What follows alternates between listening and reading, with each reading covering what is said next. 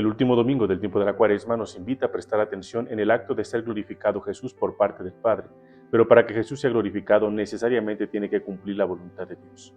Y hoy nos muestra que el cumplir la voluntad de Dios tiene un precio grande y noble. Este precio implica morir y aborrecerse a sí mismo. ¿Pero a qué se refiere concretamente la carta a los Hebreos cuando dice que Jesús aprendió a obedecer sufriendo? Naturalmente tenemos que evocar lo que significa el sufrimiento y qué relación puede estar guardando con estas dos actitudes que nos muestra el Evangelio: morir para dar fruto y aborrecerse a sí mismo. El sufrimiento, en el sentido bíblico, debemos entenderlo más allá de pensar que es una experiencia humana muy cotidiana o que nos arroja la idea de que somos muy limitados. El sufrimiento, desde el sentido bíblico, se trata de un signo misterioso de compasión que se hace a favor de otros para ayudar a otros. Por eso, desde la óptica de la fe, el sufrimiento se puede convertir en un instrumento de redención y de salvación para los demás, y es un instrumento que tenemos que aprender a imitar. Eso fue lo que hizo Jesús en la cruz. Se ofreció a los demás para crear caminos de redención y que vuelvan a reconciliarse con el Padre. Por eso Jeremías asumirá una actitud: perdonará nuestros pecados y olvidará nuestras culpas. Esto nos lleva entonces a entender que solo el sufrimiento desde la óptica de la fe debemos abrazarla desde la percepción de Jesús, esto es, desde saber qué significa morir para dar fruto y aborrecerse a sí mismo para poder nosotros imitar. Analicemos el primer punto: morir para dar fruto. Se trata de entender que la voluntad de Dios no tiene una actitud ni opresora ni egoísta, no impone su voluntad a fuerza de que tú sacrifiques la tuya. Por el contrario, tiene una visión completamente diferente. Se trata de que entiendas que lo que Dios propone en su voluntad es un camino alternativo e eficaz para que lo que está buscando tu voluntad humana, la meta que estás buscando en ella, tenga mejor resultado y tenga una plenitud diferente a lo que tú estabas pensando. De tal manera entonces que cuando tú abrazas la voluntad de Dios, esta tendrá que ayudar a que tu voluntad humana sea corregida y con ella afronte un camino de penitencia, de purificación, para que lo que busques sea lo que logres, pero no solo te beneficies tú, sino se beneficien muchas otras personas. Esto nos conduce a darnos cuenta que no hay mejor expresión de descubrir que al asumir la voluntad de Dios en mi vida, estoy muriendo a mi propia voluntad, pero no renunciando por completo a la voluntad humana, sino por el contrario, purificándola, corrigiéndola y perfeccionándola para que ésta llegue a crear nuevos caminos que ofrezcan beneficio para los demás.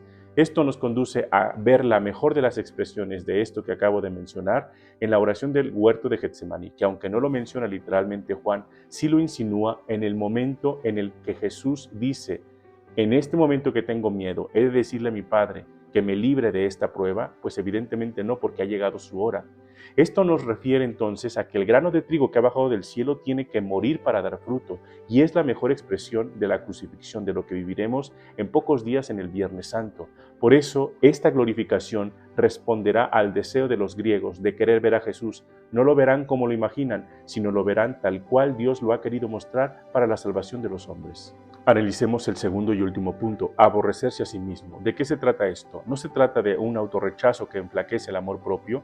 Por el contrario, se trata de abrazar un justo sendero que me lleve a no apartarme del camino de Dios, es decir, no apartarme de su amor y del cumplimiento de su voluntad, porque yo quiero una vida en Dios y no estoy llamado a estar en el mundo de modo eterno, sino estoy llamado a gozar de su presencia en la vida eterna a partir de buscar en todo momento privilegiar el amor de Dios.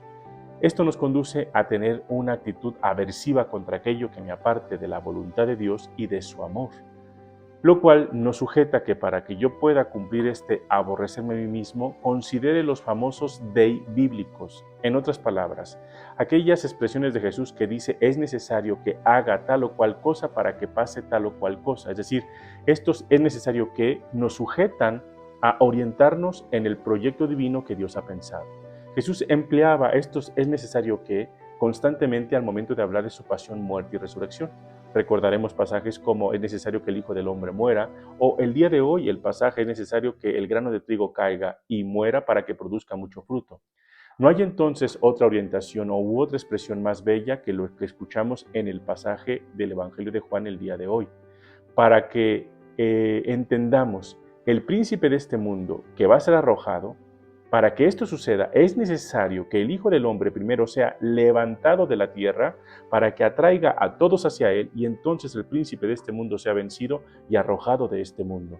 Ello nos lleva entonces a comprender que en el cumplimiento de la voluntad de Dios no hemos más que buscar en todo momento rechazar aquello que me aleja de su voluntad y de su amor para yo entonces sujetarme a lo que es necesario que tenga que hacer en mi vida para poder ver el plan de Dios realizado en mí y en los míos.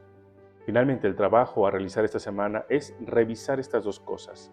¿Qué me hace falta en mi voluntad humana a morir para que la voluntad de Dios en mí produzca mucho fruto y me ayude a corregir lo que debo corregir para crear caminos de redención para otros y para mí?